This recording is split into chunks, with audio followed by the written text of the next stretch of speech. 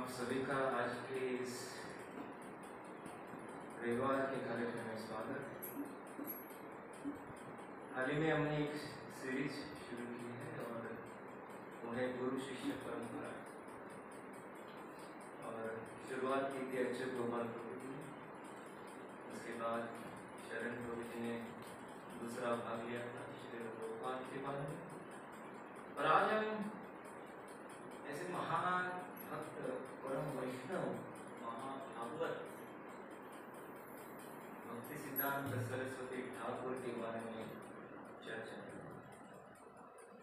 उससे पहले मैं सभी से प्रार्थना करता हूँ, सबकी कृपा चाहता हूँ कि मेरे जीवन में पहली बार मैं भक्ति सिद्धांत सरस्वती ठाकुर मतलब गुरु शिष्य परंपरा के महान आचार्य है उनके बारे में बोलने की कोशिश, जो मुझे जिम्मेदारी दी है, मैं आपके पास पहुंचाने की कोशिश करूंगा।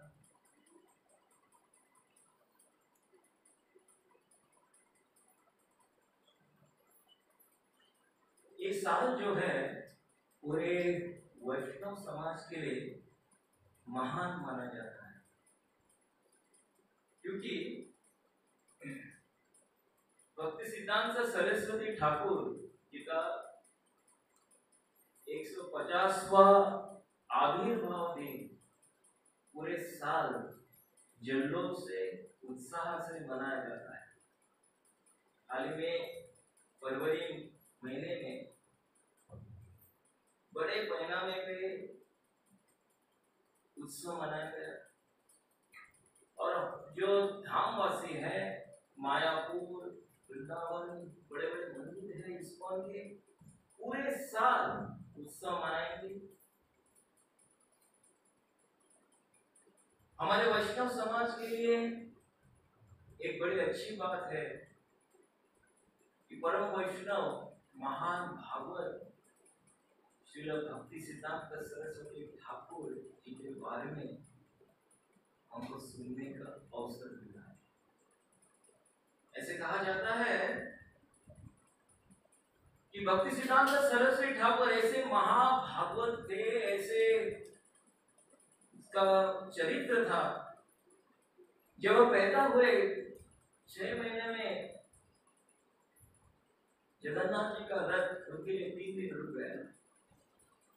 उनका चरित्र इतना महान था कि उनको मिलने के लिए हमारे सैनिक, स्वतंत्र सैनिक बोले जाते हैं, सुभाष चंद्र बोस उनको मिलने आते थे। उनकी गाथा इतनी थी, उनकी बुद्धिमत्ता इतनी तीव्र थी और ऐसे बोला जाता है जो भी वो पढ़ते थे वो प्रिंटिंग जैसा उनके दिमाग में बस जाता। प्रिंटर थे, ऐसे पढ़ा तो एक ही झटके में वो सब प्रिंट कर जाते अपने दिमाग में।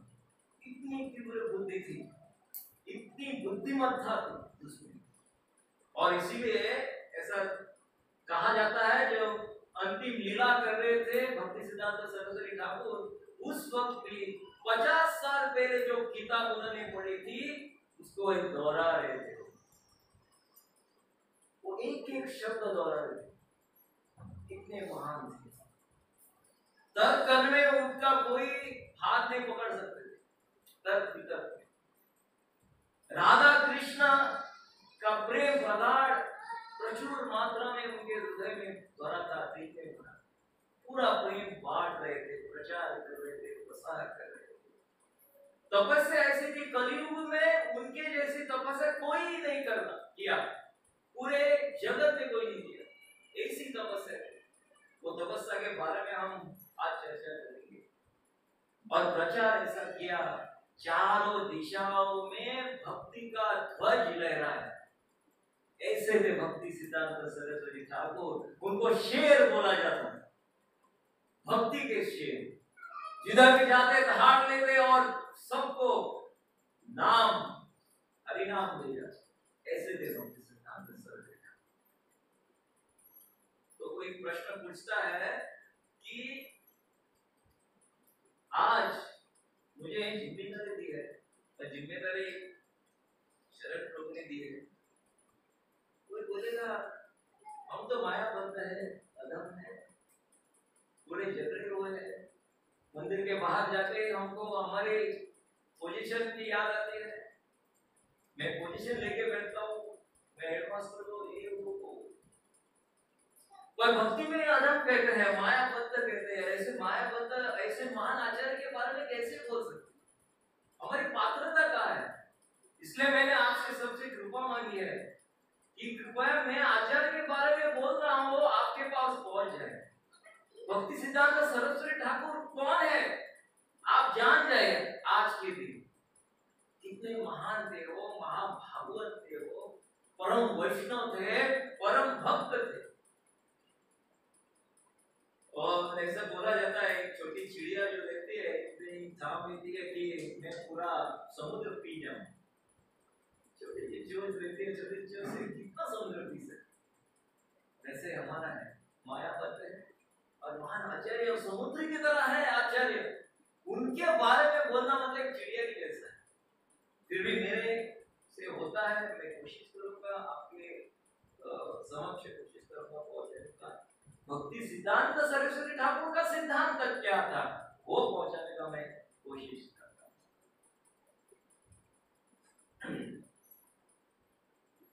इसका कारण पता है कि जब भी कोई भक्त महान आचार्यों का गुणगान करता है तो कृष्ण बहुत प्रसन्न होते हैं। तो आज मैं बोलने जा रहा हूं आचार्य के बारे में। एक ही कारण है कि कृष्ण खुश हो जाएंगे, कृष्ण प्रसन्न हो जाएंगे। कृष्ण की प्रसन्नता के लिए हम नाम जप भी करते हैं, कृष्ण की प्रसन्नता के लिए। दूसरा कारण क्या है, जब हम किसी की महान शुद्ध भक्त के गुणगान करते हैं तो हमारी चेतना जो है शुद्ध हो जाती है। चार कारण बताए हैं। इसका पहला कारण है भगवान खुश हो जाते हैं, प्रसन्न हो जाते हैं, हमारी चेतना शुद्ध हो जाती है। और ये सुनने मात्र ही एक गर्व पैदा होता है, गर्व की अनुभूति होती है कि कितने महान थे भक्ति सिद्धांत सरस्वती, कितने महान थे वो आचार्य। उनके बारे में जब बोलते हैं हमारी योग्यता भी नहीं थी पर उन्होंने हमारा स्वीकार किया। हमारी योग्यता नहीं है, हम पात्र नहीं है, इसलिए बोलते हैं चैतन्य महाप्रभु पात्र पात्र न देखी सबको लिया। उन्होंने वो डिक्शनरी लेके वो किताब पुस्तक लेके नहीं बैठे थे, इसका नाम ये पात्र है वो पात्र है, वैसा नहीं। किसी को सबको जो भी आते हैं सबको हरि नाम दिया, हरि नाम बांट दिया सबको, जो भी आता है उसको सबको बांट दिया। ये चांडाल है, वो कास्ट का है, ये कास्ट का है, वो जाति का, नीच जाति का, उच्च जाति का, सबको दिया। और चौथा कारण है इतनी कृपा हमारे पे बरसाई है तो हमारी भी जिम्मेदारी बनती है कि कुछ तो बोलूं, तो उसी जिम्मेदारी से। और जब हम आचार्य के बारे में बोलते हैं थोड़ा तो गुण हमें भी आता है। आज का जो प्रवचन है, आज का जो विषय है थोड़ा उत्साही पूर्वक भी है और थोड़ा भावना भी उनमें जुड़ी है।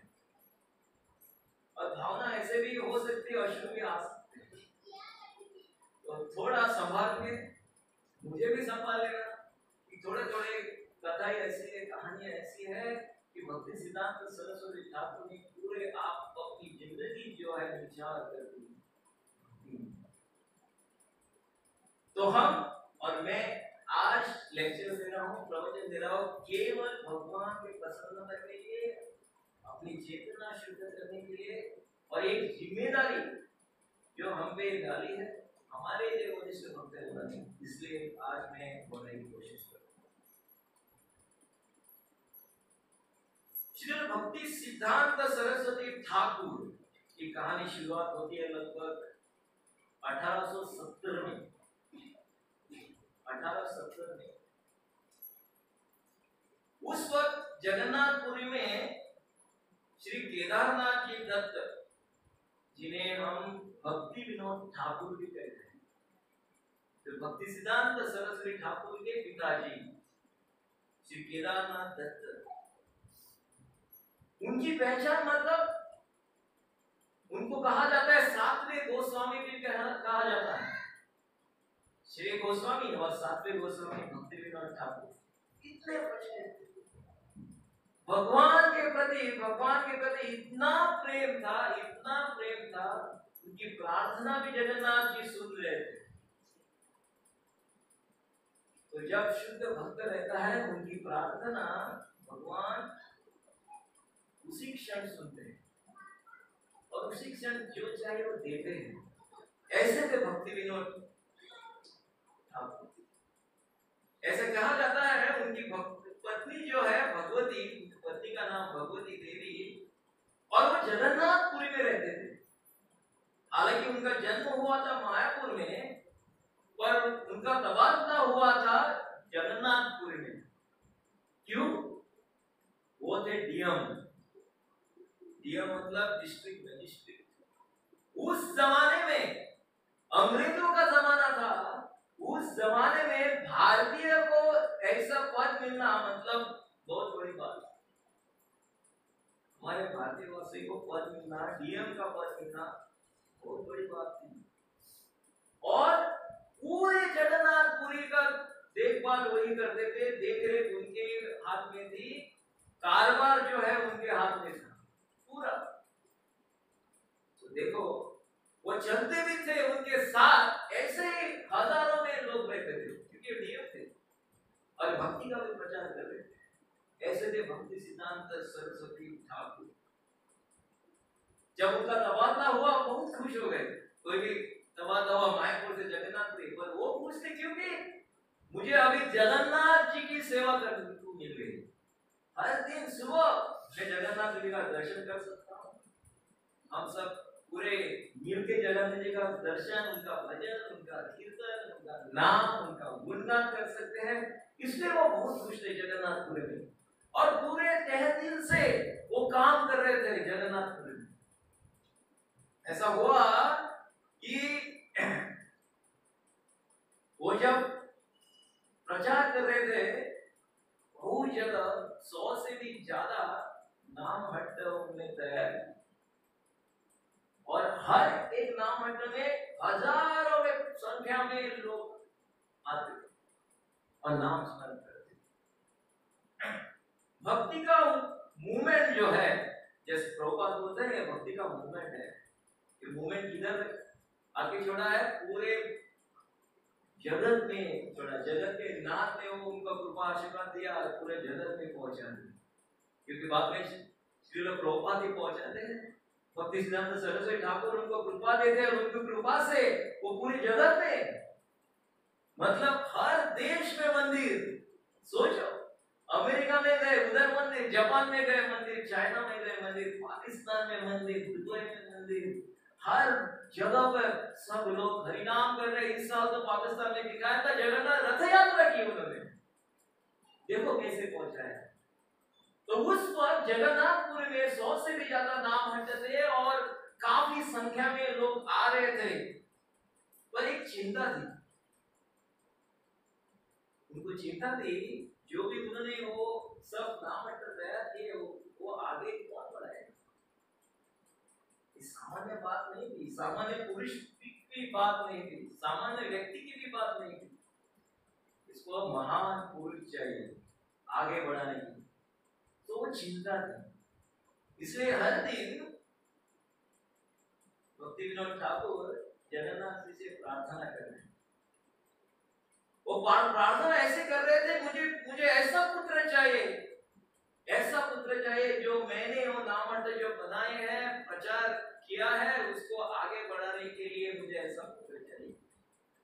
वो प्रार्थना कर रहे थे और ज्यादा प्रार्थना वो विमला देवी मंदिर है जगन्नाथपुरी में, वो ज्यादातर उधर ज्यादा समय बिताते थे। तो कोई बोलेगा विमला देवी वो अलग कथा है, जो जब शंकर जी और पार्वती में महाप्रसाद से कोई नोकझोंक होती है, वाद विवाद होता है, तो वो क्रोध में आके किधर आते, विमला देवी के बीच में वो जगन्नाथपुरी में आती है, वही है। तो वो बोलता है इधर ऐसा है कि भक्ति विनोद ठाकुर जानते थे विमला देवी मतलब माया देवी, तो मेरा बेटा जो होगा तो माया का सामना करने के लिए उसमें शक्ति मिल जाए, तो माया से ही प्रार्थना कर रहे हैं। ऐसा होता है दो में जब झगड़ा होता है तो सामने वाला को आपके सामने लाए, साइड में लाए, तो क्या होगा, अपने आप सब मिट जाएगा। तो वो किसको खुश कर रहे हैं? साक्षात माया देवी को खुश कर रहे हैं, क्योंकि आगे जाके उनको सामना माया का ही करना है। क्योंकि जग में अभी कलयुग में आप देखो, किसी को बोलो कि हरिनाम ले लो, तो ऐसा नहीं होता है, माया का प्रभाव ज्यादा रहता है, और उस माया का शक्ति सामना करने की शक्ति चाहिए। इसलिए श्रील प्रभुपाद हर दिन क्या प्रार्थना कर रहे थे कि मुझे ऐसी शक्ति दे कि मैं माया का सामना कर सकूं। यही प्रार्थना हर वक्त प्रभुपाद की ज्यादा से ज्यादा ये प्रार्थना थी, क्योंकि माया का प्रभाव ज्यादा था अमेरिका में। तो जब वो प्रार्थना करते हैं, प्रार्थना उनकी सुन ली, और ऐसा बोला जाता है कि ऐसा पुत्र प्राप्त होता है जो माया से लड़ने के लिए तैयार है। तो इसलिए बोला जाता है कि जब उनकी पत्नी और भक्ति विनोद ठाकुर पूरे दिन व्रत करते थे, परिक्रमा करते थे, यज्ञ करते थे, हवन कुंड लगाते थे, नामोच्चारण करते थे, संकीर्तन करते थे, पूरा उनका चित्त उस पे था। क्या प्रार्थना थी? मुझे पुत्र ऐसा प्राप्त हो जो आगे जाके जो हमने प्रचार और प्रसार किया है वो आगे जाके, वही प्रार्थना। वो दिन आता है 6 फरवरी 1874, इसलिए 1874 से लेके 100 साल और बाद में 74 अभी 2024 मतलब 150 साल हो गए, 150 years। तो उस दिन भगवती देवी ने एक दिव्य पुत्र को जन्म दिया, और जब एक दिव्य पुत्र को जन्म दिया, उनकी दाई माँ जो है बधाई हो करके बाहर जाती है, सबको बोलते हैं। उधर भक्ति विनोद ठाकुर खड़े रहते हैं, और उनको जब वो सुनते हैं वो उत्साहित होते हैं, और क्या सबको मिठाई बांटते हैं। उनके साथ हजारों संख्या में लोग रहते हैं, और सब आनंद का वातावरण है, प्रसन्नता का वातावरण है, ढोल नगाड़े बजने लगते हैं, मिठाई बंटते हैं, पूरे जगन्नाथपुरी में बजती है। ऐसा माहौल उधर पैदा होता है जब कौन, एक छोटा बच्चा, उसका नामकरण भी नहीं हुआ, छोटा बच्चा पैदा होता है, पर पूरे जगन्नाथपुर में जल्लोष हो जाता है। एक अद्भुत बात ध्यान में आती है, विलक्षण बात होती है। जब एक छोटा नन्हा सा बच्चा पैदा होता है ना, तो उसकी नाड़ी जो है जनेऊ की जैसी बंधी हुई रहती है, जान में तो उनकी नाड़ी कैसी रहती है? जनेऊ जैसे बंधी रहती है, लिपटी रहती है पूरे शरीर में। ऐसा कहा जाता है शास्त्र के बारे में, जब ऐसा पुत्र जब पैदा होता है वो महान भागवत कहलाता है, वो परम पुरुष कहलाता है, वो परम वैष्णव कहलाता है, परम भक्त कहलाता है। और जब उधर भविष्य देखने वाले आते हैं, एस्ट्रोलॉजर होते हैं, वो भी देखते हैं 32 लक्षण रहते हैं, वो 32 के 32 लक्षण उसमें लिखे, इसमें ये नन्हे से बालक में लिखे। तो वो बोलते हैं साधारण व्यक्ति नहीं है, ये साधारण व्यक्ति नहीं है, ये परम पुरुष है, महान भागवत है। वो एस्ट्रोलॉजर उनके पिताजी भक्ति सिद्धांत सरस्वती ठाकुर को बोलते हैं। एक दिन सपने में एक ब्राह्मण आता है, और जब सपने में ब्राह्मण आता है, वो ब्राह्मण बोलता है, हे भक्ति सिद्धांत सरस्वती ठाकुर, आपके घर में जो बेटा पैदा हुआ है ना, वो कवि है, वो आगे जाके भक्त समाज का नाश करेगा, विध्वंस करेगा। इसलिए क्या करो, उस कली मार डालो। तो सपने में एक ब्राह्मण भक्ति सिद्धांत सरस्वती ठाकुर हताश हो जाते हैं, पूरे निराशा में सुबह उठते हैं, क्या करना क्या उनको पता ही नहीं चलता, क्योंकि उस वक्त सपना आना मतलब अलग ही था। अभी कलयुग में अभी सपना आ रहा है तो आ रहा है कि जा रहा है, इसको क्या पड़ा है। दूसरे दिन नारद मुनि उनके सपने में आते और नारद मुनि बोलते हैं, हे भक्ति सिद्धांत सरस्वती ठाकुर, जो ब्राह्मण आया था ना वही कले, और उसको मारने के लिए आपके घर में बेटा पैदा हुआ है, और भक्ति का प्रचार आगे बढ़ाने के लिए आपका बेटा क्या है, परम पुरुष है, महाभागवत है। तो वो खुश हो जाते हैं। दूसरे दिन उनका उत्साह बढ़ जाता है। एक दिन ऐसा होता है कि नामकरण हो जाता है, और नामकरण में उसका नाम लेता है, रखते हैं विमला प्रसाद दत्त, क्योंकि विमला देवी से उन्होंने प्रार्थना करके और जगन्नाथ जी में प्रार्थना कर रहे थे, इसलिए उनको ये पुत्र प्राप्त हुआ, इसलिए उसका नामकरण किया विमला प्रसाद दत्त। पर प्यार से उन्हें बीनू कहते, सब घर में बीनू कहते थे, माँ भी बीनू कहती थी और पिताजी भी बीनू कहते। बीनू हो गया 6 महीने का। जब 6 महीने का होता है तो एक अद्भुत घटना होती है, अद्भुत बात होती है जगन्नाथपुरी में। जगन्नाथ जी का जगन्नाथ रथ यात्रा रहती है, और जगन्नाथ रथ जो जाता है उनके घर के पास से ही जाता है, और जाते जाते जगन्नाथ जी का रथ उधर रुक जाता है। तो एक बार पांडव सोचते हैं जगन्नाथ जी रथ रुकता है तो थोड़ा भोग चढ़ाएंगे, थोड़ी आरती होती है, और आधे घंटे में फिर से चलते हैं। आधा घंटा हुआ, 1 घंटा हुआ, रथ चल नहीं रहा है आगे। तो वो सोच रहे हैं, तो कोई और एक पांडा बोल रहा है कि एक रात भी रुकते हैं, एक रात के बाद दूसरे दिन जगन्नाथ जी तैयार रहते हैं और बाद में जाते हैं। तो एक रात पूरी हो गई, आरती हो गई, भोग चढ़ गया, फिर भी रथ नहीं आ रहा है, आगे नहीं बढ़ रहा है। सब लोग खींच रहे हैं, लाखों में लोग हैं और वो रथ खींच रहे हैं, रथ आगे नहीं चल रहा है। एक दिन हो गया, दूसरा दिन खत्म हो गया, तीसरा दिन हो गया, तो रात सपने में जगन्नाथ जी एक पांडा के सपने में आते हैं। जब ये पांडा के सपने में आते हैं, वो बोलते हैं मुझे दर्शन करना है। देखो भगवान अब किसके दर्शन कर रहे हैं, अपने भक्त के दर्शन। हम तो भगवान के दर्शन कर रहे हैं, पर भगवान उत्सुक है किसके दर्शन करने के लिए, अपने भक्त के दर्शन करने के लिए। ऐसा होता है, जो ऐसा कार्य करो कि भगवान सोचे कि आपके दर्शन करें। बेटा पैदा हुआ है, छोटा नन्हा सा बेटा है, 6 महीने का है, उसका दर्शन करने के जगन्नाथ जी उत्सुक है। और वो बोलते हैं कि इधर एक छोटा बच्चा है, वो मैं उसके पास नहीं जा सकता, वो भी मेरे पास नहीं आ सकता, कुछ तो करना पड़ेगा, ढूंढो। दूसरे दिन सब पांडा लोग ढूंढ रहे, बच्चे, छोटे छोटे बच्चे ढूंढ रहे।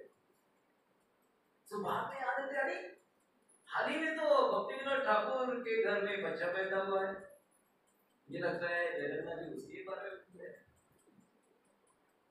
तो उनको न्योता देते हैं, उनको बोलते हैं आपका बच्चा जो है जगन्नाथ जी देखना चाहते हैं, बच्चे का दर्शन करना चाहते हैं। तो भगवती देवी उनको तैयार करती है और पूरा वो बच्चे को लेके जगन्नाथ जी के रथ पे चढ़ जाते हैं, क्योंकि वो नियम है ना, कोई रोक नहीं सकते, नियम का बेटा है, डिस्ट्रिक्ट मजिस्ट्रेट।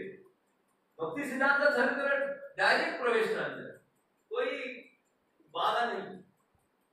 तो जब छोटा सा नन्हा सा विमला को उधर रखते हैं, तो क्या होता, थोड़ा खिसक के वो चरण कमल के पास जाते जगन्नाथ जी। और उसी पर एक अद्भुत घटना घटती है। जो हार रहता है, माला रहती है जगन्नाथ जी की, वो विमल प्रसाद दत्त पे मिलती है। सब लोग बोलते हैं हरि बोल, हरि बोल, हरि बोल, हरि बोल, जय जगन्नाथ, जय जगन्नाथ। ऐसा आवाज आता है। हम तो इधर एक 50 लोग हैं, उधर लाखों के, लाखों में लोग जय जगन्नाथ बोलने लगे। पहली बार, न भूतो न भविष्य, ऐसे पहली बार ऐसी माला जगन्नाथ ऐसे गिरके उनके शरीर पे पड़ी और बहुत खुश हो गए। और उसी क्षण जगन्नाथ जी का रथ चालू हो गया। अपने आप उसी वक्त पता चल गया किसको, भक्ति विनोद ठाकुर को, जो मैंने प्रार्थना की थी भगवान ने दे दी। यही है मैं वो पुत्र जो मैंने प्रार्थना की थी, वही पुत्र है। और इसलिए वो बहुत खुश हुए। परम वैष्णव, परम भक्त, महाभागवत, ऐसे ही शब्द है आचार्य के बारे में। एक बार बाद में 3.5 साल में विमल प्रसाद दत्त बन जाते हैं, 3.5 साल। और डिस्ट्रिक्ट मैजिस्ट्रेट होने के कारण उनके घर में आम की पेटी आती थी। बड़े आम है ना, आम की पेटी है। सो ऐसे आम की पेटी थी और विमल, छोटा सा विमल प्रसाद उधर जाता है और एक आम लेता है हाथ में, और एक आम लेके खाने की कोशिश करता है। तो ऐसे लेता है, पहले देखता है, छोटे बच्चे रहते हैं ना, पहले डायरेक्टली आम नहीं खाते, पहले देखते हैं, उसको हाथ लगाते हैं, क्या है कैसा है, बाद मुंह में डालते। तो पहले वो आम लेके थोड़ा खेला, बाद में वो डालने वाला था, उसी वक्त भक्ति विनोद ठाकुर उधर आते हैं, बोलते विनो ये क्या कर रहा है, ठाकुर जी को भोग ही नहीं लगा है, उससे पहले ही आप खा रहे हो, ऐसा नहीं होता, ऐसा कभी भी मत करना। अभी 3.5 साल का बेटा है। जब हम घर में ऐसा समझो एक सीन हो गया तो माँ बोले अरे 3.5 साल का बच्चा है, क्या होता है, छोटा बच्चा है, कुछ नहीं होगा। पर भक्ति विनोद ठाकुर उसको बोलते हैं, उसके दिमाग में डालते हैं, जो कोई चीज जब हम घर पे लाते हैं, कोई भी चीज हो, वो भगवान को भोग लगा छिवा हम नहीं खा सकते। तो भोग चढ़ाना है, चढ़ा के बाद आपको खाना है। तो बताते हैं, एक उदाहरण दिया जाता है, समझो 4 सदस्य घर में हैं और आम की पेटी लाए हैं और 3 सदस्य खा रहे, बहुत मजे से खा रहे, एक सदस्य उधर ही है रूम में पड़ा है और उसी से खा रहे, आनंद से आवाज कर करके खा रहे, तो क्या होगा, क्या बीत रही होगी उस जो चौथा सदस्य है उसके। हमारे घर में ही सोचो, समझो आप भी हो और 3 जने कुछ तो बनाया है, किचन आपके किचन में बनाया, आपके घर में खाना बनाया और आपको नहीं दिया, क्या होगा? दूसरे दिन आप बोलेंगे यू नो क्या कहोगे, वो 3 जने सब बनाया, मैं था फिर भी मुझे नहीं दिया, बहुत होगा, हाँ झगड़ा होगा, उनके बारे में बोलेंगे, द्वेष भावना होगी। तो वैसे ही ठाकुर जी है, हमारे घर के सदस्य है वो, भक्ति विनोद ठाकुर बोलते हैं। और जो चीज, कोई भी चीज हो, जब हम घर पे लाते हैं वो भोग चढ़ा के ही खाते हैं। तो तभी छोटा सा विमल रोने लगता है, विनू रोता है, भक्ति विनोद ठाकुर देख सकते हैं, वो रोता है, रो के दौड़ के चला जाता है। 3.5 साल का बच्चा है, छोटा सा, दौड़ के चला जाता है किधर? जगन्नाथ जी के मंदिर में। और उसको जब वो जाता है, छोटा, वो डीएम का बेटा है, सेक्रेटरी बिजनेस, डायरेक्ट जा सकते, डायरेक्ट जाता है, दंडवत जगन्नाथ जी को दंडवत और जोर जोर से रोने लगता है। जब वो रोता है ना, तो क्या बोलता है? वो बोलता है कि मेरे से अपराध हो गया, मेरे से अपराध हो गया। पहले वो भक्ति विनोद ठाकुर से बोलते हैं माफ करो माफ करो। भक्ति विनोद ठाकुर, मैं माफ करने वाला कौन हूँ? आपका अपराध तो जगन्नाथ से के हो गए, माफी मांगनी है तो जगन्नाथ से मांगो। तो इसलिए लौट नहीं जाता है, दंडवत आता है, रोता है, पूरे जोर से रोता है, बोलता है मेरे से आपके प्रति अपराध हो गया, अपराध हो गया। ऐसे कैसे हो सकता है? आप है, ठाकुर जी है, पूरे जगत के नाथ के हैं, और मेरे दिमाग में ऐसा कैसा आ गया कि आपके पहले मैं खाऊं? जो लाया था आपको अर्पण करने के लिए, आपसे पहले ही खाने के लिए कैसे दिमाग में कैसे आ गया? वो सोच रहा है आपके प्रति भी अपराध हो गया, और वो और बोलते हैं मैंने तो आम के प्रति भी अपराध किया है। क्योंकि धाम में कुछ भी उत्पन्न होता है वो सोचते, आम भी सोचता है कि मेरा इस्तेमाल क्या होगा? भगवान के सेवा में होगा, इसलिए वो पैदा होते हैं। धाम में कुछ भी उत्पन्न होता है वो पहला उनका ध्यान रहता है मैं किसकी सेवा में? भगवान की सेवा में। यही चित्त रहता है। तो मैंने किसके प्रति अपराध किया है? आपके प्रति भी अपराध किया है, और मैंने वो आम के प्रति भी अपराध किया है, और मुझे प्रायश्चित करना है। वो बोलते हैं मुझे प्रायश्चित करना है, मुझे सजा क्या है? मेरी पूरी जिंदगी में मैं आम नहीं खाऊंगा। ऐसे समझो हमने भी ऐसा किया तो कुछ भी खाना नहीं पाऊंगी पूरी जिंदगी कुछ खा नहीं पाऊंगी। ऐसी सजा हमने सुनाई। समझे आज मैंने क्या हो गया, आम खाया तो आम, कल मैंने सफरजन खाया, वो भी नहीं, सेब खाया वो भी नहीं, ये खाया वो भी, हो सकता है ना? तो पूरी जिंदगी में क्या हो जाएगा? कोई भी खा नहीं पाओगे।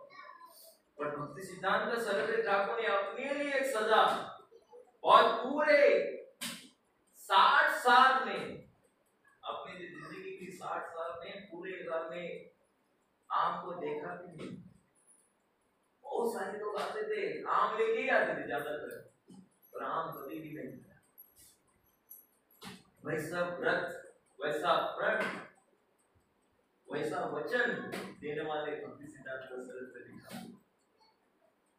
जैसे जैसे वो बड़े हो जाते हैं, सबको एहसास होता है कि वो बहुत ही विलक्षणीय व्यक्ति है, महान व्यक्ति है। बुद्धिमत्ता ऐसी है कि कोई भी चीज देखो, कोई भी किताब पढ़ो तो प्रिंटिंग प्रेस से प्रिंट हो जाता है, ऐसा बोला जाता है। और जब 7 साल की उम्र के हो गए, उन्होंने पूरे भगवत गीता के 700 श्लोक श्रीमद् भागवतम आचार्यों की किताब कंठस्थ कर लिए थे। खाली कंठस्थ नहीं, हृदय में भी उतारे थे पूरे श्लोक। बाद में वो तो बोला जाता है कि जब वो नन्हा सा था, 7 साल का, वो पिता के साथ जाता प्रचार करने के लिए। जिधर भी भक्ति विनोद ठाकुर जाते थे उनके साथ हो जाते थे। आवाज मस्त बाकी होती।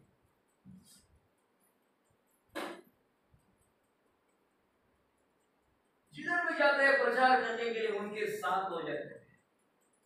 उनके साथ जब जाते थे, उनका काम एक ही था, उनका सब पानी का बोतल, उनके पुस्तक जो अपने ऐसे दबा के ले जाते, तो पहले वो सतरंजी लगाते, वो उनका आसन जो लगाते, पानी का व्यवस्था करते, सब एक ही छोटा सा नन्हा सा बच्चा करता। जैसे कि हम देखते हैं छोटे बच्चे हैं, उनको कुछ भी काम ना, शिवा से और सब बच्चे उनको काम तो वो करते हैं। तो उसी उम्र का था, और सब व्यवस्था वो देखते, छोटा सा था, और सभी नाम हटने में जाते। और जब सब व्यवस्था होने के बाद आगे जाके बैठते, और ऐसे बैठते पूरा भक्ति सिद्धांत सरस्वती का आप फोटो देखोगे तो पूरा ऐसे पूरा बैठे, हाँ, और पूरा लेक्चर सुनते थे। भक्ति विनोद ठाकुर अपने पिता ऐसे थे, भक्ति सिद्धांत सरस्वती। बाद में वो 10 साल के आ गए, 10 साल में तो वो संस्कृत के महारथ बन गए, और ऐसा काम शुरू किया। मंथली मैगजीन जो रहता संस्कृत की व्याख्या करना शुरू की। ट्रांसलेशन किया, व्याख्या शुरू की, प्रूफ रीडिंग करते थे वो, किताबों की एडिटिंग करते थे वो। 10 साल में 5वीं का बेटा, 5वीं नहीं होगा, 5वीं वर्ष। और बाद में जैसे जैसे वो कॉलेज में पहुंच जाते हैं, सबको पता था विमान मतलब किधर रहेंगे, वो रहेंगे सिर्फ लाइब्रेरी में, कहीं नहीं तो लाइब्रेरी में ही रहेंगे, क्योंकि वो ऐसे पढ़ाई करते थे, मैथ, सोशियोलॉजी, साइंस, साइकोलॉजी सब पुस्तकें पढ़ रहे थे। हमारे क्या रहता है, आर्ट्स में तो आर्ट्स का ही पुस्तक, हम साइंस में तो हम फिजिक्स ही पढ़ेंगे, बाकी का हम नहीं पढ़ेंगे, मैथ्स तो मैथ्स ही पढ़ेंगे। वो ऐसा नहीं थे, वो सब किताबें पुस्तक, सब किताबें पढ़ रहे थे, सब, और सब किताबें उनको याद, हर एक पन्ना याद था। अंग्रेजी के उनकी डिक्शनरी थी, उसमें 50 लाख शब्द थे, वो 50 लाख शब्द उन्होंने कंठस्थ कर दिए। और बाद में वो मैगजीन लिखते थे, आर्टिकल लिखते थे, तो अंग्रेज की डिक्शनरी लेके बैठते थे, क्या क्या वो शब्द दिए गए। इतनी बुद्धिमत्ता थी। और कौन सा भी पन्ना पूछो उनको, जैसे मैंने बोला ना प्रिंटिंग प्रेस जैसा, कौन सा भी पन्ना, हम जब देखते हैं ना अभी लैपटॉप पे, अभी कौन सी पेज चाहिए, 27 दबाओ, 27 पेज आएगी। तो वैसे थे भक्ति सिद्धांत सरलता, कौन सा भी पेज पूछो, अंग्रेजी में तो एकदम एक्सपर्ट हो गए। 50 लाख शब्द, देखो 50 लाख शब्द मतलब कितने हैं। और उसमें आ गए, ये हो गए हमारे आधुनिक डिक्शनरी के शब्द हो गए, मैं सोच रही, और वो आचार्य के बुक है, भगवत गीता है, श्रीमद् भागवतम है, सब कंठस्थ कर लिए। इतने महान थे। जब वो 16 साल के हो गए तो उन्होंने एक संघ तैयार किया, एक ग्रुप तैयार किया, और ग्रुप का नाम लिखा उन्होंने नैष्ठिक ब्रह्मचारी। मैंने शुरुआत की नैष्ठिक ब्रह्मचारी संघ करके शुरुआत की। नैष्ठिक ब्रह्मचारी में मतलब क्या, सपने में भी वो स्त्री के बारे में नहीं सोचता।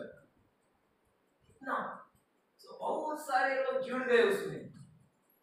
और ऐसे कहा जाता है, बाद में 1 साल 2 साल बाद में क्या हो गया, सब जाने लगे ग्रुप से बाहर, और बाद में एक ही बचे, वो भक्ति सिद्धांत सरस्वती ठाकुर अकेले। किसी को नहीं होता है वो, पहले वो उत्साह से आते हैं, बाद में वो उत्साह रहना चाहिए, क्योंकि उनका तत्व श्रेष्ठ था, तत्व से भरे हुए थे, पूरा तत्व जानते थे, इसलिए उन्होंने ये संघ शुरू किया था। और बाद में 1893 और 1896 में उन्होंने 2 बुक लिखे। 93 में उन्होंने लिखा सिद्धांत शिरोमणि करके, और 96 में लिखा सूर्य सिद्धांत। ये सूर्य सिद्धांत जो पुस्तक है, कोई भी लिख नहीं सकता, उसको बहुत प्रगाढ़ पढ़ाई चाहिए थी, और बाद में कोई लिख सकता था। विद्वान व्यक्ति थे उस वक्त के, उनको पता चला कि सूर्य सिद्धांत किताब लिखी है और सिद्धांत शिरोमणि पुस्तक लिखी है, इसलिए उस वक्त के विद्वान व्यक्ति जो थे, उन्होंने उनको नाम दिया सिद्धांत सरस्वती। तो सब जाने उनको क्या नाम से जानते थे, सिद्धांत सरस्वती, सब बोलते थे सिद्धांत सरस्वती, सिद्धांत, उसको नामकरण किया। जैसे कीर्तन को कहते हैं ना बुआ करके, हाँ, उनको पदवी देते हैं, तो उसी तरह सिद्धांत सरस्वती करके उस वक्त उनको पदवी दे दी। और एक ऐसा कहा जाता है कि उनकी विद्वत्ता ऊपर एक कहानी आती है, वो अपने शिष्य को ऐसे बिठा देते, सभी शिष्य 15-20 शिष्य, और वो आर्टिकल लिखते थे, और सबको वो क्या करते थे, डिक्टेट करते थे। सो इसको किया डिक्टेट, तो बाद में इसको, पर एक ही वक्त सभी को कैसे इसको डिक्टेट किया, सो बाद में उसका रहेगा, तो बाद में जो लिखते लिखते वो दूसरों को बोलता था, इसको बोलता था। बीच बीच में कोई भक्त आता था, उनको कुछ सवाल पूछ रहे, उनको भी जवाब देते। बाद में वो जिसको जिसको आर्टिकल लिखने को बोला ना, वहीं पे वो आगे का आर्टिकल का शब्द जो दे देते। इतना उनको ध्यान में रहता था। अभी देखो, समझो हमको एक ही आर्टिकल लिखना है, एक आर्टिकल लिखना है तो पूरा कॉन्सेंट्रेट करना पड़ता है एक आर्टिकल पे। पर भक्ति सिद्धांत सरकार को एक ही जगह पे बैठ के 20 लोगों को आर्टिकल डिक्टेट कर रहे हैं, इसको कर रहे हैं, बाद में इसको कर रहे हैं, उसको कर रहे हैं, और अलग अलग आर्टिकल है। एक आर्टिकल है भक्ति पे है, एक आर्टिकल है योगा पे है, और एक आर्टिकल है तपस्या पे है, एक आर्टिकल है वैराग्य पे है। अलग अलग आर्टिकल, और अलग अलग आर्टिकल कहाँ शुरुआत की, कहाँ खत्म हुआ, उधर उधर से आगे शुरुआत करना, मतलब कितनी बुद्धिमत्ता चाहिए। देखो, पूछते भी नहीं थे किधर पहुंचे, वैसा नहीं है। एक का नाम लिया, ओके आपको डिक्टेट किया, इसका नाम आपको डिक्टेट किया, इसका नाम आपको डिक्टेट किया, किधर पहुंचे हुए नहीं, फिर से पढ़ के दिखाओ, ऐसा भी नहीं है। इतनी बुद्धिमत्ता थी।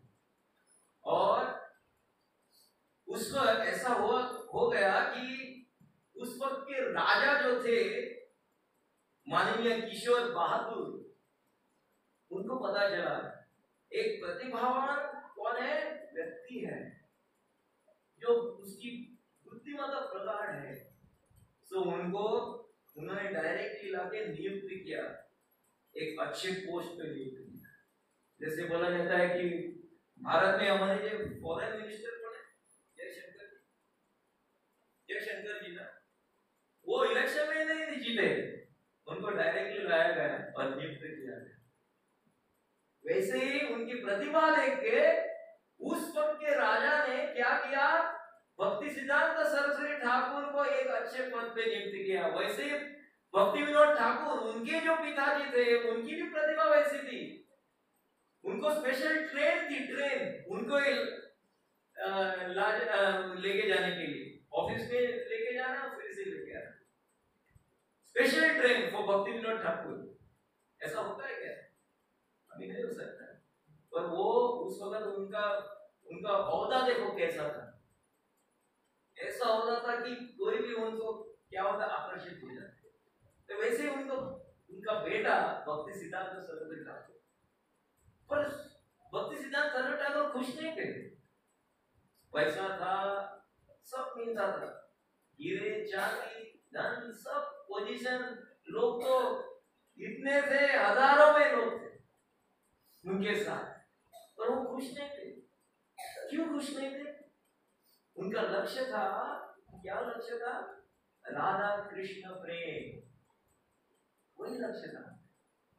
तो एक दिन वो राजा को जाके बोलते हैं कि मुझे ये पद नहीं चाहिए, मैं जाना चाहता हूं। राजा बोलता क्यों? सब है, गाड़ी है, घोड़ा है, पैसा है, सब ऐश आराम है, क्यों छोड़ना चाहते? ऐसा होता है कि कोई मूर्ख व्यक्ति होगा वो छोड़ना चाहेगा। इतना अच्छा औहदा था उनका, पोजीशन था, फिर वो छोड़ना चाह रहे। वो बोल रहे नहीं, मैं खुश नहीं इधर। और वो बोलते हैं मुझे विदा करिए, और क्षमा याचना करते हैं, क्षमा मुझे विदा करिए। तो बाद में राजा वो उनको उस पद से विदा करते हैं। तो जब वो भक्ति विनोद ठाकुर घर आते हैं और घर आके भक्ति विनोद ठाकुर से बोलते हैं कि मैंने वो जो पोजीशन था वो छोड़ दिया, जॉब वो छोड़ दिया। देखो अभी डायरेक्टर पद पे हो, समझो, और आप बोलते हो कल ही डायरेक्टर बने हो और आज क्या कर रहे हो, आज छोड़ रहे हो, पागल हो क्या? बोलेंगे नहीं ऐसे, सभी बोलेंगे ऐसे। तो भक्ति सिद्धांत सरस्वती ठाकुर क्या बोलते हैं पता है? वो बोलते हैं आपने हमको क्या सिखाया है? आपने हमको राधा कृष्ण का प्रेम प्राप्त करना सिखाया है, और उसी की खोज में मैं हूं।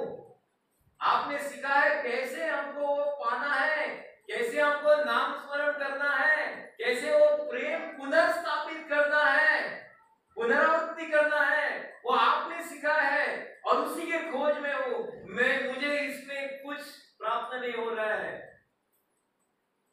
जो पद है उधर मुझे कुछ प्राप्त नहीं हो रहा है, मुझे राधा कृष्ण का प्रेम चाहिए जो आपके हृदय में है, आपके दिल में है, वही प्रेम मुझे चाहिए, उसी के खोज में, उसी से मैं खुश हूं। ये बात भक्ति सिद्धांत सरस्वती ठाकुर अपने पिताजी से बोलते हैं। ये सुनकर भक्ति विनोद ठाकुर बहुत खुश हो जाते हैं। ऐसा बोला जाता है भक्ति सिद्धांत भक्ति विनोद ठाकुर के मित्र थे, बहुत ही निगड़ित मित्र थे, गौर किशोर दास मित्र की तरह। वो हर दिन उनके घर जाते थे और नन्हा सा विमल था विनो, जब वो बातचीत करते थे, वो बातचीत कैसे थी, ऐसे नहीं कि उधर जाके पैसा इकट्ठा करना है, ये पोजीशन पाना है, नहीं, उनकी बातचीत थी सिर्फ हरि का नाम, केवल हरि नाम। जब कैसे बढ़ाएंगे, कैसे करेंगे, ज्यादा से ज्यादा नाम कैसे करेंगे, नाम मट कैसे हम तैयार करेंगे, किधर किधर नाम मट और बढ़ाना है, उसी पे ध्यान था। और छोटा सा विनय सुन रहा था, जब वो नन्हा सा था वो सुन रहा था, हर बार जाते वक्त सुन रहा था, उसके भी दिल में एक आशा तैयार हो गई। उसी वक्त ने सोचा था हाँ एक दिन ऐसा आएगा कि मैं गौर किशोर दास बाबा जो है उनसे दीक्षा, ऐसा ठान लिया, पर कभी बताया नहीं। जब भक्ति विनोद ठाकुर बोलते हैं ऐसा है, तो एक व्यक्ति है जो आपको हरिनाम दे सकता है, जो महाभागवत है, उनका नाम है गौर किशोर दास बाबा जी महाराज। जब वो सुनता है ना तो आनंद के अश्रु आते हैं। भक्ति सिद्धांत सरस्वती ठाकुर बोलते हैं मैं जब छोटा था उसी वक्त मैंने ठान ली थी कि इसी से दीक्षा लूंगा, तो इसी से लूंगा। तो आपने बोला है तो आज के आज ही मैं उनके जाऊंगा, ऐसे सोचते हैं। और उसी वक्त वो कहा जाते हैं गौर किशोर दास बाबा जी, जिनको वैराग्य बोलते हैं, वैराग्य की मूर्ति बोलते हैं, पूरा त्याग कर दिया था। गौर किशोर दास बाबा जी महाराज ऐसे थे कि उनके पास पहनने के लिए कपड़ा भी नहीं था, उन्होंने शमशान से उठा एक कपड़ा था और वो उठाया कपड़ा सिर्फ कॉपी पहना करते थे, बाकी सब पूरे बदन पे वस्त्र नहीं। और पूरा दिन नाम में थे, पूरा दिन नाम, पूरा 24 घंटा नाम, कब खाना कब पीना कुछ नहीं, पूरा नाम। तो गर्मी हो सर्दी हो, उनके पास एक ही लोटा था, किधर से उठाया वो लोटा, वो लोटे से पानी पीते और उसी से बाकी की क्रिया करते, एक ही लोटा। वैसे थे गौर किशोर दास बाबा जी महाराज, और उनसे अभी वो दीक्षा लेने कौन जा रहे हैं, भक्ति सिद्धांत सरस्वती ठाकुर, विमला प्रसाद जाते हैं और याचना करते हैं।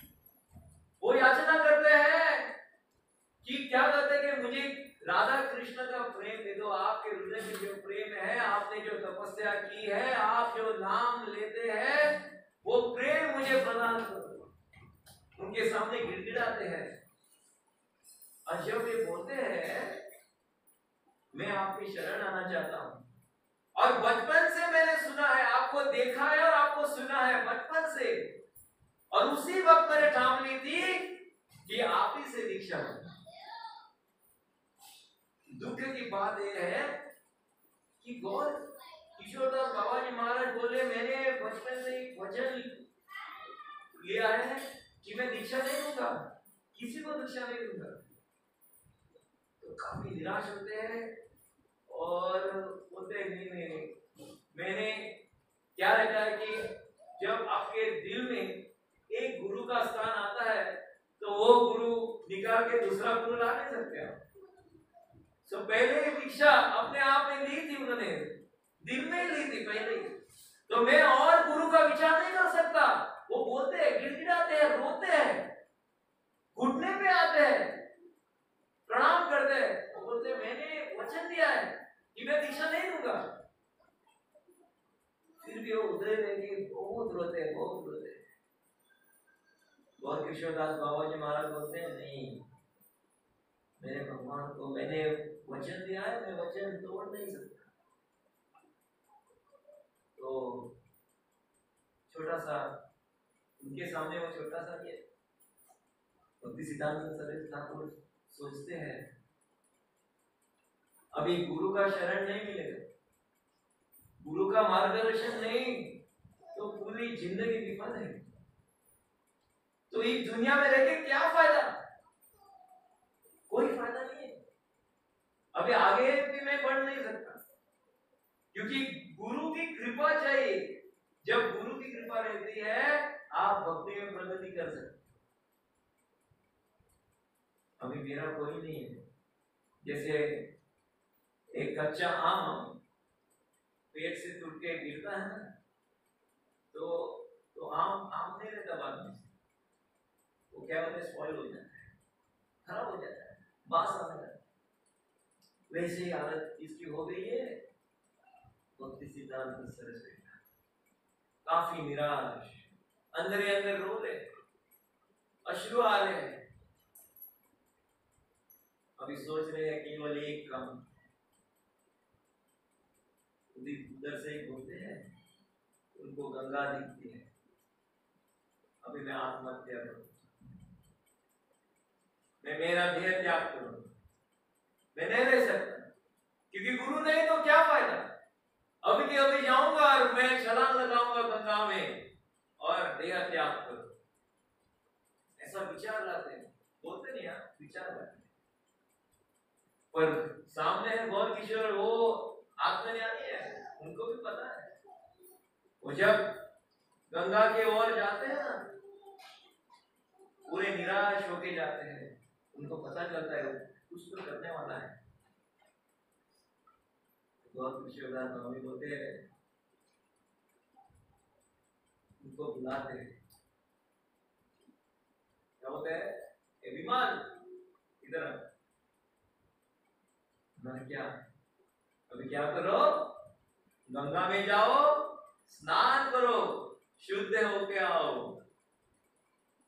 हरि बोल, खुश हो जाते हैं। उनको पता चलता है कि अभी वो दीक्षा देने वाले हैं, तो अभी मैं तुरंत वो दौड़ के जाते हैं, गंगा में स्नान करते हैं, पूरा वो लेप रहता है ना गंगा जी में, वो मिट्टी का लेप पूरा बदन को लगाते हैं, पूरा शुद्ध होके गौर किशोरदास बाबा जी महाराज के सामने खड़े हो जाते हैं।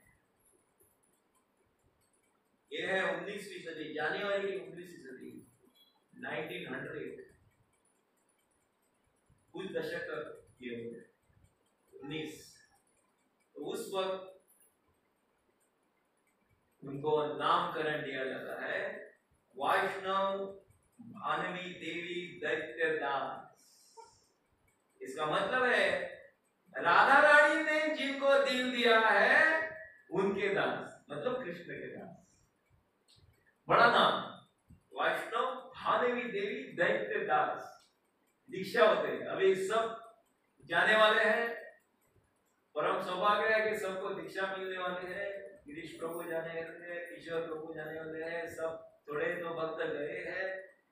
परसों दीक्षा का महा उत्सव है, इस होलीनाथ रामनाथ महाराज सबको दीक्षा दे रहे हैं। दीक्षा का उत्सव मतलब नामकरण, पुनर्जन्म होता है, दूसरा जीवन शुरुआत होती है। और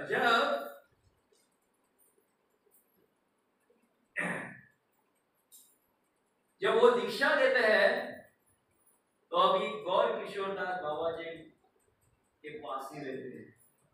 वो सब क्या करते हैं, धाम तत्व क्या है, गुरु तत्व क्या है, वैष्णव तत्व क्या है, तपस्या कैसी की जाती है, सेवा कैसी की जाती है, परम वैष्णव मतलब क्या है, परम वैष्णव की सेवा कैसी करनी चाहिए, ये सब समझ लेते हैं। और उनके साथ रहेंगे जो परम त्यागी है, वैरागी है, वैरागी के मूर्ति है, उनके पास जब कोई रहता है तो वो भी वैरागी बन जाता है। वैसे ही वैरागी बन जाते हैं कौन, भक्ति सिद्धांत सरस्वती ठाकुर। वैरागी सिद्धांत सरस्वती उनका नामकरण हो गया है। पर मैं अभी नाम ले रहा हूँ भक्ति सिद्धांत, फिर से आपको पता होना चाहिए कि मैं किसके बारे में बोल रहा हूँ। विमल प्रसाद दत्त का मतलब भक्ति सिद्धांत सरस्वती। तो उसका पूरा सेवा देखकर गौर किशोरदास बाबा जी महाराज ने सोच ली कि अभी मेरे हृदय में जो कृष्ण प्रेम है उसको क्या करना पड़ेगा, ट्रांसफर। वैसे ही बोलते हैं गुरु को खुश किया ना तो गुरु अपना पूरा जो प्रेम है भरा हुआ प्रेम आपको प्रदान करते हैं। वैसे गौर किशोरदास बाबा जी जो भरा हुआ प्रेम था वो पूरा का पूरा किसको देते हैं, भक्ति सिद्धांत सरस्वती ठाकुर को देते हैं। पहले दीक्षा दी, अभी पूरा प्रेम दे रहे हैं। किसका प्रेम दे रहे हैं, राधा कृष्ण का प्रेम जो प्रचुर मात्रा में उनके हृदय में था, वो पूरे का पूरा प्रेम अभी भक्ति सिद्धांत सरस्वती ठाकुर को दे रहे हैं उसकी सेवा देखकर। वैसे ही सेवा हमको करनी चाहिए, सबको करनी चाहिए। ऐसी सेवा करो कि गुरु जो आपके ऐसे खुश हो जाए कि आपको कृपा प्रदान करे। हम बोलते हैं ना इंग्लिश में, first is effort then it mercy. पहले प्रयत्न करना चाहिए, कोशिश करनी चाहिए, और कोशिश के बाद किसकी कृपा मिलती है, गुरु की कृपा मिलती है, भगवान की कृपा मिलती है। उसी से हम प्रगति कर सकते हैं। नहीं तो क्या है, ये पॉसिबल नहीं है, नहीं हो सकता।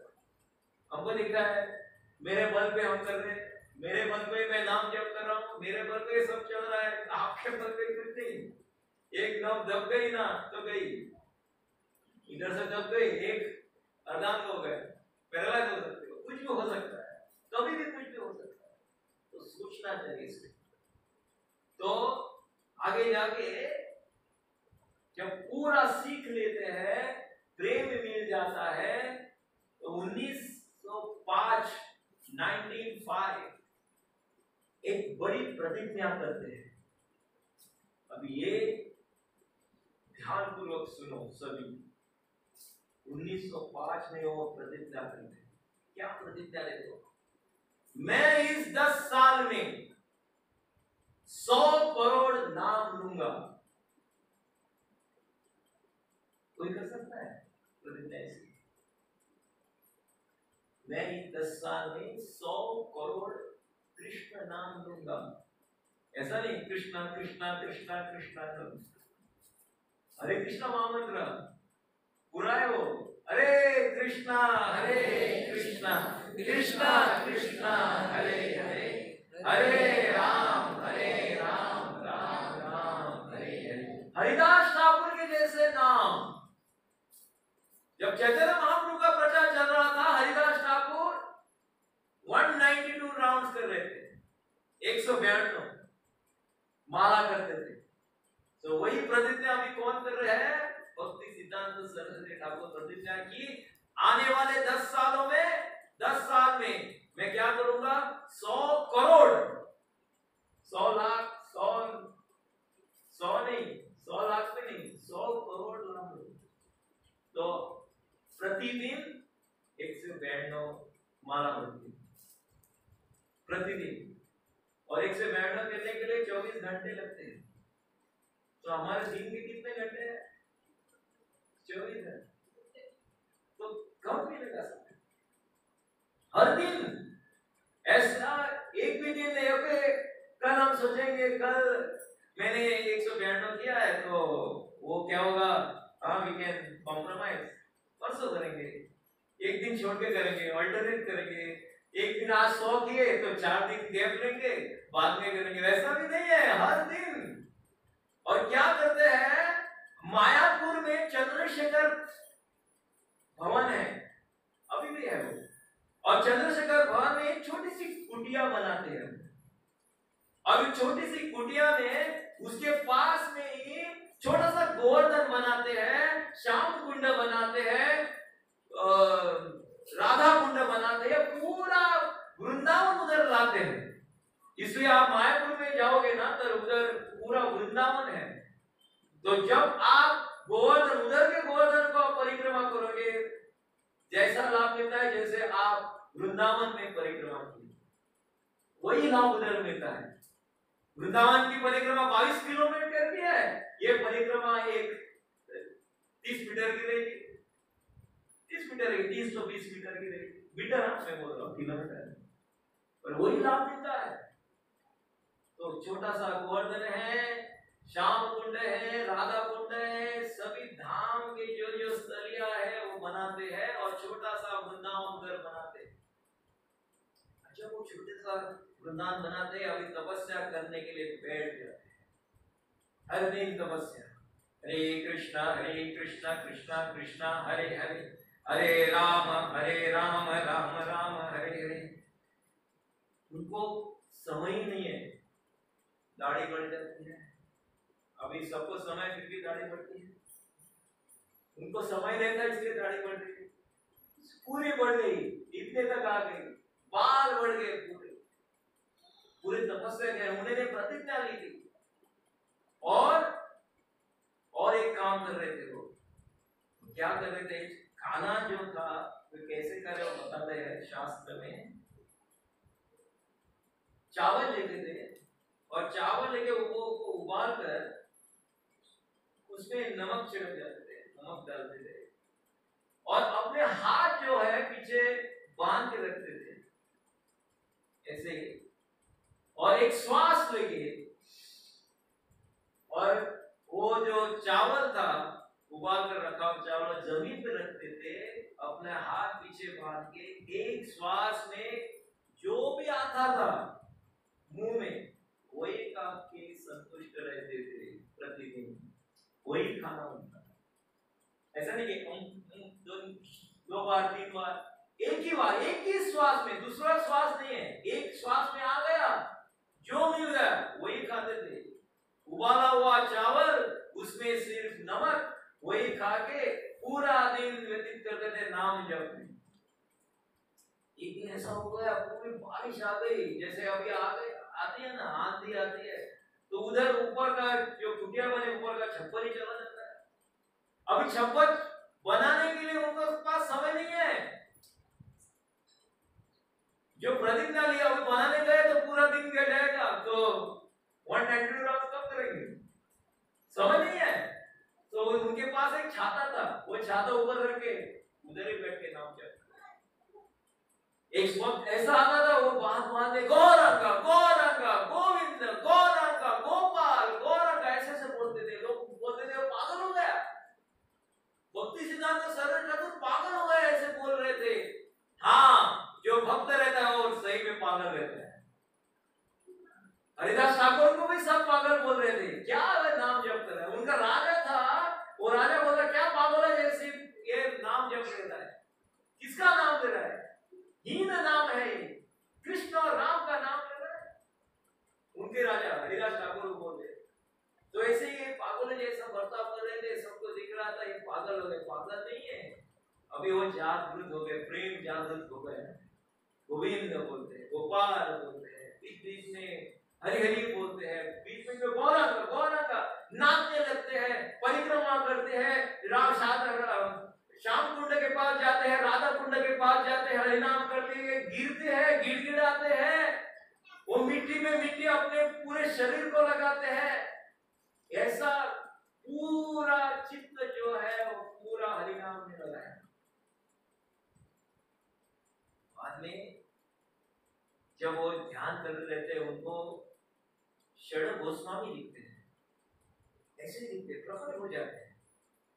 षड गोस्वामी दिखते हैं, षड गोस्वामी के बाद उनको कृष्ण का रूप दिखता है, गौरांग चैतन्य महाप्रभु दिखते हैं। चैतन्य महाप्रभु पूरा अपना जो संग लेके जा रहे हैं, हरिनाम कर रहे हैं, और हरिनाम में सबको लेके जा रहे हैं, प्रचार कर रहे हैं, वो दिखता है। बाद में उनको भक्ति विनोद उनके पिताजी दिखते हैं, गौर किशोरदास बाबा, क्योंकि ऐसा बोला जाता है कि 1914 में भक्ति विनोद ठाकुर ने देह त्याग किया और 1915 में गौर किशोरदास बाबा जी जिन्होंने उनको दीक्षा दी थी, उन्होंने अपना देह त्याग। तो वो उनके सपने में आते हैं, सपने में मतलब पूरे प्रकट ही हो जाते हैं, सपना भी नहीं हो। वो नाम जब करते करते षड गोस्वामी दिखते हैं, सब दिखी जाती है, नारद मुनि दिखते हैं, सब दिखते हैं। और सब क्या बोलते हैं मालूम है? अभी आपको प्रचार करना है, सब बाहर आओ, सबको प्रचार करो, सबको नाम दे दो, सब जगह नाम हटकर पैदा करो, नाम हटकर हर जगह जाओ।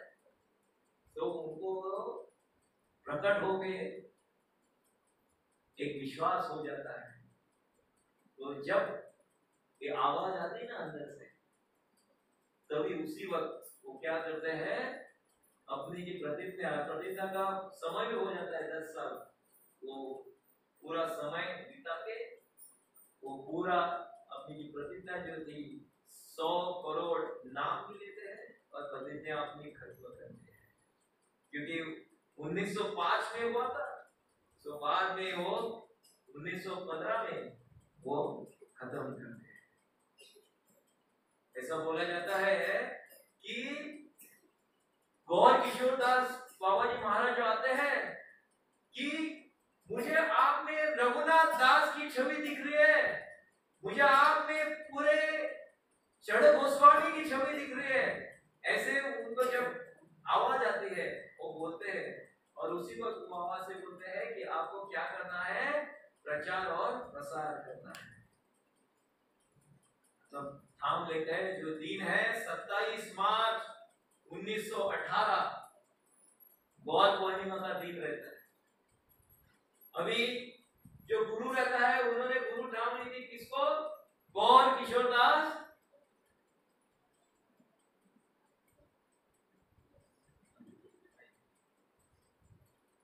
तो उन्होंने सोच लिया था हमारे अपने दिल में जो गुरु है कौन, गौर किशोर दास, उनके बिना मैं और किसी को गुरु का स्थान नहीं दे सकता। तो उनका स्थान और भक्ति विनोद ठाकुर अभी नहीं है, इस जगत में नहीं है, और उनको तो प्रचार करना है और लोगों पे प्रभाव डालना है। तो क्या होना चाहिए, सन्यासी होना चाहिए, सन्यास दीक्षा होना चाहिए। किसके लिए? तो बाद में ऐसा कहा जाता है कि वो प्रतिमा लेती है गौर किशोर दास बाबा जी महाराज की, भक्ति विनोद ठाकुर की प्रतिमा रखते हैं और यज्ञ करते हैं। नामोच्चारण रहता है, मंत्रोच्चारण रहता है, पूरा यज्ञ जैसे सन्यासी का यज्ञ रहता है, वो यज्ञ करते हैं, महान यज्ञ करते हैं और अपने आप ही दंडा लेते हैं, सन्यासी दंडा, और स्वयं अपने आप को ही वो दीक्षा देते हैं, सन्यास दीक्षा। पर क्या है, सामने किसकी प्रतिमा रहती है, गौर किशोर दास बाबा जी, वो उनके गुरु है जो दीक्षा दी होती है। अभी हमें सन्यास दीक्षा, सन्यास दीक्षा अपने आप को देते हैं, पर किससे प्रेरित हो गए, ये तपस्या से प्रेरित हो गए, अपने गुरु से प्रेरित हो गए, और अभी उनको प्रचार करना है, इसलिए समय कम है, समय नहीं है, इसलिए वो अपने आप को नामकरण करते हैं, बोलते हैं भक्ति सिद्धांत सरस्वती ठाकुर, सन्यास दीक्षा अपने आप को देते हैं।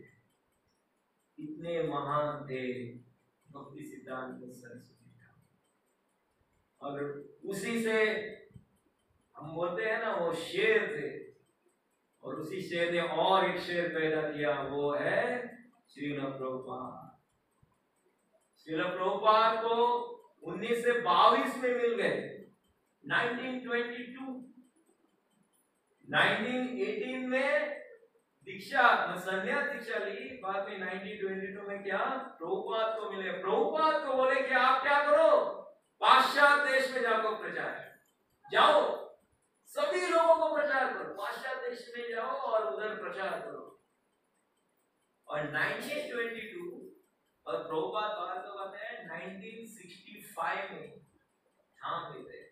तो 43 इयर्स प्रभुपाद की बहुत तत्व क्या करते हैं, पढ़ाई करते हैं, आचार्य के पुस्तक पढ़ते हैं, वो लिखते हैं, और बाद में हमारी जो स्थापना हो गई है इस्कॉन की, अंतरराष्ट्रीय कृष्ण भावना संघ, किससे प्रेरित हो गई है, वो गुरु शिष्य परंपरा से आ गई। इसलिए भक्ति विनोद ठाकुर का जो भी भजन आप गाओ, भावना देखिए, भूलिया तुम्हार अमर दीवार, सब ऐसे ही है गाने, भावना भरी, इमोशन भरी। क्यों? हर बार वो प्रार्थना करते हैं इससे जगन्नाथ जी से। तो हमको भी ऐसी प्रार्थना करते हैं। अभी देखो भक्ति सिद्धांत सरस्वती ठाकुर को भी पूरी श्रीमंती थी, वो इतना पैसा था, सब था, रईस थे वो। हमारे ओर से देखा जाए तो रईस थे। भक्ति विनोद ठाकुर भी रईस थे। सब रूप गोस्वामी, सनातन गोस्वामी, उनको भी डायरेक्टली नियुक्त किया था उधर, उनकी प्रतिभा देखिए, वो भी रईस थे। ये सब कितने रईस थे, फिर भी सब छोड़ के क्या करते, अपना जीवन किधर व्यतीत करते हैं? एक साधारण जीवन व्यतीत करते हैं, साधारण जीवन। भक्ति सिद्धांत सरस्वती ठाकुर इसलिए बोल रहे हैं 10 साल वो जो तपस्या की है वो किसी ने भी नहीं की। वो तपस्या हम सोच भी नहीं सकते। आज के दिन में हम बोले आपको दीक्षा दी है और अभी ये तपस्या है कि एक मुठ में आता है उतना ही चावल खाता है, कोई तपस्या है? सोच भी नहीं सकते। इसलिए जो दीक्षा को जाने वाले हैं, जो आप वाव देंगे, वचन देंगे, अपने गुरु को वचन देंगे, उनका पालन करेंगे, उन्होंने श्रील प्रभुपाद से वो शक्ति ली है, वो शक्ति आप आपको प्रदान करेंगे। और जो शक्ति हम में है वो हमको सबको देनी है, बांटनी है। भक्ति ऐसे है 100 में से 100 दिया ना फिर भी 200 रहता है। भक्ति ऐसी है। पैसा क्या है? पैसे में जब 50 देगा तो 50 रहेगा। भक्ति में वैसा नहीं है। भक्ति आप किसी को नाम दे दो, 100 दिया, 100 से और भी भर जाएगा, 200 भी हो सकता है, 400 भी हो सकता है। कितनी तीव्रता से आप कर रहे हो उस पर निर्भर है। तो मुझे एक मौका दिया, सुनहरा मौका, मैं बोलता हूँ क्योंकि पहली बार मैं भक्ति सिद्धांत सरस्वती ठाकुर के बारे में मुझे एक फायदा हुआ इससे, क्योंकि मैं उनके बारे में सुन सका। ये पार्ट 1 है और आगे जाके बहुत सारी कहानियां हैं, पर एक ही ध्यान में रखो, जब ऐसे महान व्यक्ति पैदा होते हैं, इसलिए पैदा होते हैं, हमारे लिए पैदा होते हैं। श्रील प्रभुपाद साक्षात वैकुंठ से आए थे और एक क्या जादू करके गए। जादू है वो, वैसे किसी को नहीं जमेगा, वो जादू है। 40 रुपया लेके गए थे। 40 रुपए का मोल कुछ नहीं अमेरिका में। 40 रुपए हमारा इंडियन 40 रुपया कुछ मोल नहीं। 40 रुपए में से उन्होंने क्या बनाए? 108 मंदिरें बनाए। कोई एक बिजनेसमैन था, वो पूछ रहा था what is the greatest business? Business is just like Roma. Is the greatest business. 10 साल में 108 मंदिर कौन बना सकता है? सुपर डुपर मंदिर। ऐसे नहीं कि छोटे छोटे मंदिर बनाए, एक घर मिल गया छोटा मंदिर होगा, नहीं, बड़े मंदिर बनाए 10 साल। व्हाट्सएप नहीं, कुछ नहीं, कॉन्टैक्ट्स, टेलीग्राम नहीं, कुछ नहीं। उस वक्त सिर्फ लेटर, खत लिखते थे और खत पे सब कोड में थे। वो शक्ति कहां से आते है? गुरु शिष्य परंपरा से। तो ये पर्व जो हमने शुरू किया है गुरु शिष्य परंपरा का, तो आज मैंने भक्ति सिद्धांत सरस्वती ठाकुर, उसके बाद श्रील प्रभुपाद थे, उसके पहले भक्ति तो श्रील प्रभुपाद के 2 भाग हो गए। तो मुझे जब मौका मिलेगा तब मैं कभी भी भक्ति सिद्धांत सरस्वती आगे की कहानी जो है, तो कैसे वो मिशन में आ गए, कैसे उन्होंने प्रगति की, कैसे उन्होंने प्रचार किया, कैसे उन्हें संन्यास दीक्षा के बाद कैसे प्रचार किया, वो हम सुनेंगे जब भी मौका मिलेगा।